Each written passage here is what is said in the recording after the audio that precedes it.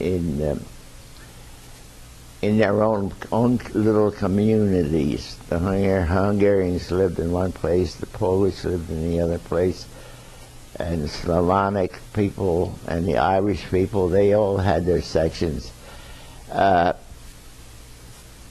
while we were together, I had a lot of friends that were Slavonic and Hungarian, and the older people, that's all the language they spoke. So I would always have conversations with them.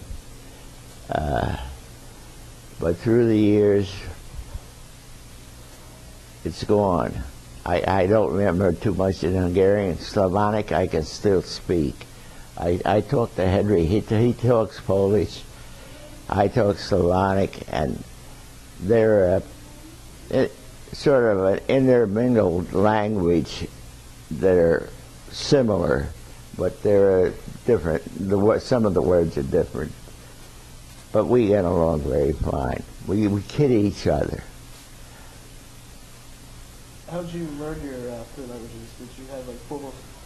How did you learn your three languages? Did you have formal schooling, or did you just learn from the neighborhoods? No. I went to school in the mornings, 5 days a week, and then that Slavonic school and Hungarian school in the afternoon, all summer long.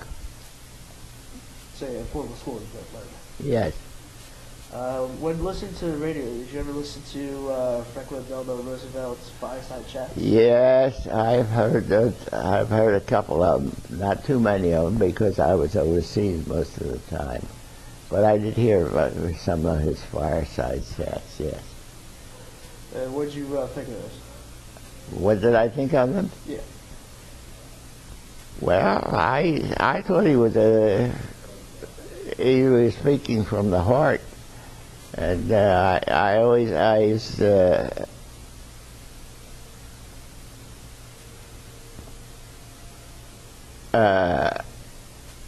always interested in what he had to say.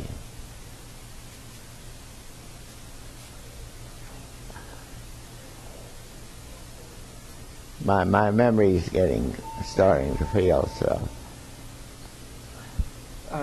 Do you remember the bombing of Pearl Harbor? Yes, I do. I said that was my Waterloo. I was drafted for 1 year training.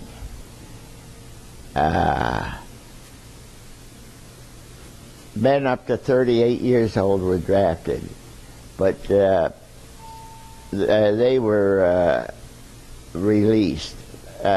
Anyone that had a family,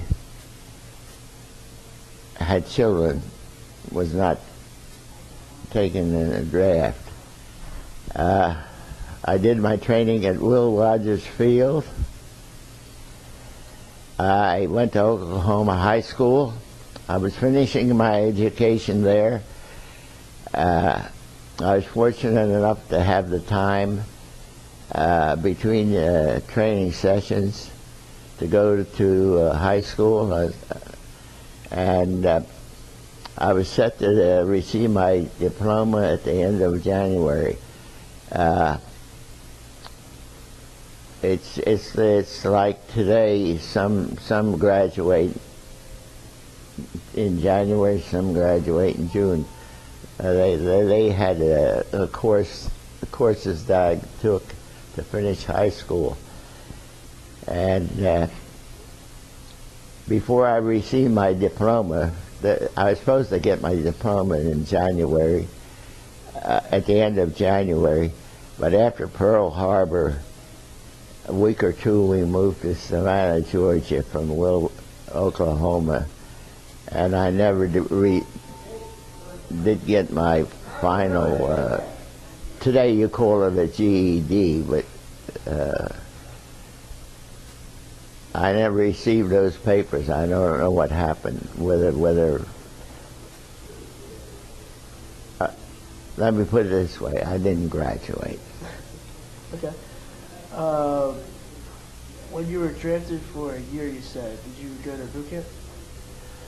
Yes, we had boot camp. We had training every day. And there was also, you had training as a guard. I used to guard the American prisoners. And you also had a lot of KP to do, kitchen police. But I managed to find time in between those sessions to go to school. And it seems to me that I spent a lot of time guarding American. They were prisoners in the sense that they were AWOL. They were away without leave, just minor infractions. I had to carry a shotgun, and then I used to get garbage detail where I would ride in the front of the back part of the truck, facing the prisoners would be sitting in the back part with the garbage, and take it to Oklahoma City, take them there, and then bring them back to the guardhouse. That was one of my duties. Other than regular Army duty, and I don't need to go into that because it was just normal practice. Okay, what exactly did you do with the Air Corps? When I first went in, I was a good typist from high school. I think I could do 80 words a minute. So one of the jobs they gave me was to run a machine. There was a printing machine that made dog tags for all the soldiers on my base. I made myself several others that had more than just their names, addresses, religion. That was on the dog tags.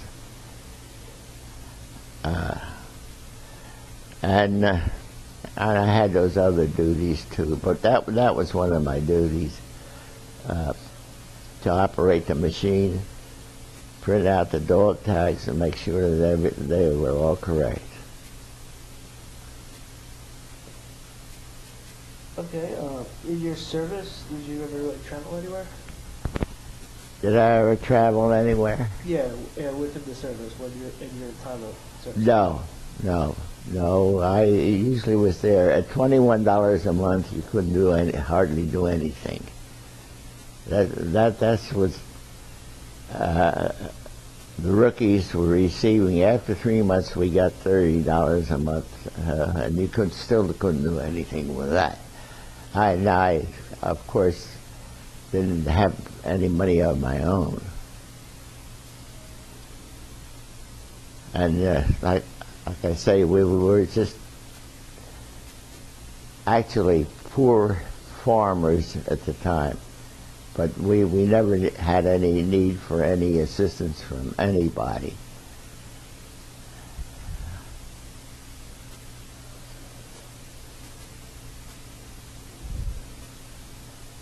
Now you were going to ask me about war service. I think I was drafted June the 10th. I think I said July the 10th of 1941. And I was in England on July the following year, July 1942, when the 8th Air Force was being formed. When it was in its infancy, they had no planes and they had no program at that time, and of course, with no planes, there was no flying at that time. But I spent from the November